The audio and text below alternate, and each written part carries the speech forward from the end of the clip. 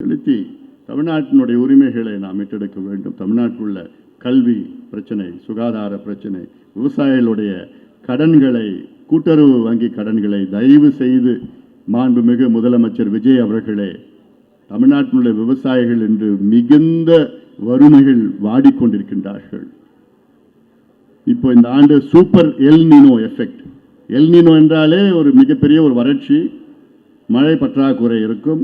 இந்த ஆண்டு super L Niño என்றால் 150 ஆண்டுகளுக்கு ஒரு முறை நடக்கின்ற ஒரு சூழல். தண்ணியே இல்லை.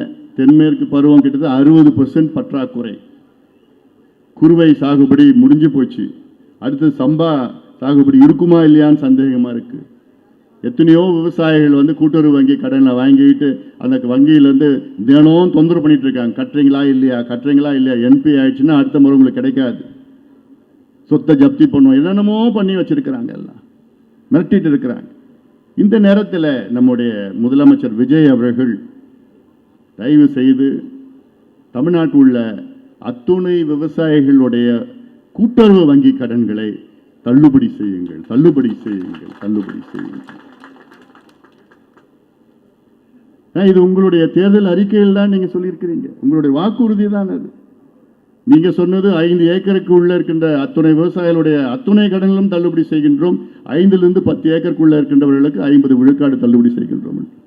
மகாராஷ்டிரா மாநிலத்தில் 55 லட்சம் விவசாயிகளுடைய அத்துணை கடன்களையும் தள்ளுபடி செய்திருக்கிறது மகாராஷ்டிரா மாநிலம் அரசு.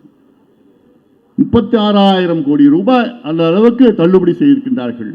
ஆனால் இங்கே முதலமைச்சர் விஜய் அவர்களே, நீங்க 2000 கோடிக்கு நீங்க அறிவிச்சிருக்கீங்க, இன்னும் ஒரு 15,000 கோடி தான்.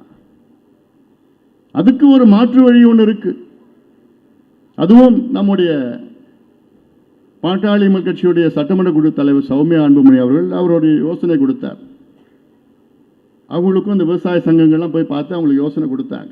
ஒவ்வொரு ஆண்டும் கிட்டத்தட்ட ஒரு 32,000 கோடி 35,000 கோடி விவசாயிகளுக்கு மானியம், அது இல்லாமல் அந்த இலவச அந்த டிராக்டர், அந்த கருவி, அப்புறம் அந்த யூரியா மட்டும் இல்லை, அது அந்த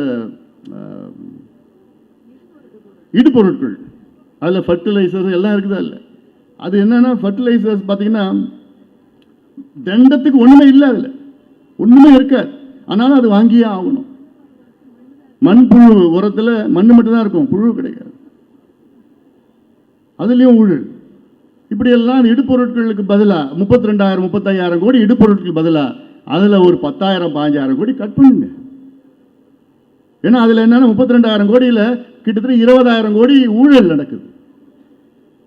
அதுக்கு யாருக்கும் பயனும் இல்லை. அதில் ஒரு 10,000 கோடி கட் பண்ணி இந்த கடன் தள்ளுபடி செய்யுங்க.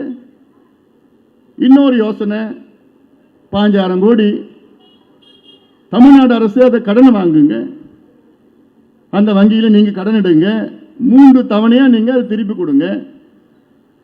இதெல்லாம் எவ்வளோ யோசனைகள் நாங்கள் வைத்திருக்கின்றோம். இதெல்லாம் விவசாயிகளுக்கு நிச்சயமாக தமிழக முதலமைச்சர் அவர்கள் இதை, ஏன்னா மிகுந்த பிரச்சனையில் இருக்கேன் நான், எல்லா பகுதிகளுக்கும் நான் போயிட்டு தான் வந்துட்டு இருக்கிறேன்.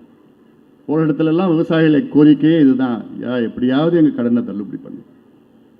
சட்டமன்றத்தில் பேசினாங்க, 10,000 கோடி கடனை வாங்கி லண்டனில் சொகுசாக வாழ்ந்துட்டு இருக்கிறானுங்க. 10,000 ரூபாய் கடனை வாங்கி அதில் ஒரு முறை பேங்க்லேருந்து கேட்டாலே சுயமரியாதை அதிகமாக உள்ள விவசாயிகள் கழுத்தில் தொங்கிட்டு இருக்கிறாங்க. 10,000 ரூபாய்க்கு அந்த உணர்வை நாம் புரிந்து கொள்ள வேண்டும். நமக்கு சோறு போடுகின்ற கடவுள் விவசாயிகள். அப்படிப்பட்ட அந்த கடவுளை நம்ம வச்சு கொண்டாடணும். அவங்க எந்த கஷ்டமும் படக்கூடாது. நமக்கு சோறு போட்டுட்டு இருக்கிறாங்க. அவங்க கஷ்டத்தை நாம் பகிர்ந்து கொள்ள வேண்டும், அதை நீக்க வேண்டும். அது நம்முடைய கடமை. ஆட்சியர் யார் இருந்தாலும் சரி, அவருடைய கடமையை பார்க்கணும். எத்தனை சினிமாவில் நம்முடைய முதலமைச்சர் விஜய் அவர்கள்லாம் விவசாயிகள் எவ்வளோ நண்பராக எத்தனையோ சினிமாவில் நடிச்சிருக்கிறார். இப்போ அந்த பொறுப்பில் வந்திருக்கிறார். கையெழுத்து போட்டால் அந்த கடன் தள்ளுபடி ஆகும். அந்த பொறுப்புக்கு வந்திருக்கிறார். நிஜ வாழ்க்கையில் வந்திருக்கிறார். அந்த உணர்வை, அதை புரிந்து கொண்டு அந்த கையெழுத்து போடுங்க. போட்டு அத்துணை விவசாயிகளுடைய கூட்டுறவு வங்கி கடன்களை முழுமையாக நான் தள்ளுபடி செய்கின்றேன். அந்த கையெழுத்தை முதலமைச்சர் விஜய் அவர்களை தயவு செய்து நீங்கள் போடுங்கள். இது அவசியமானது.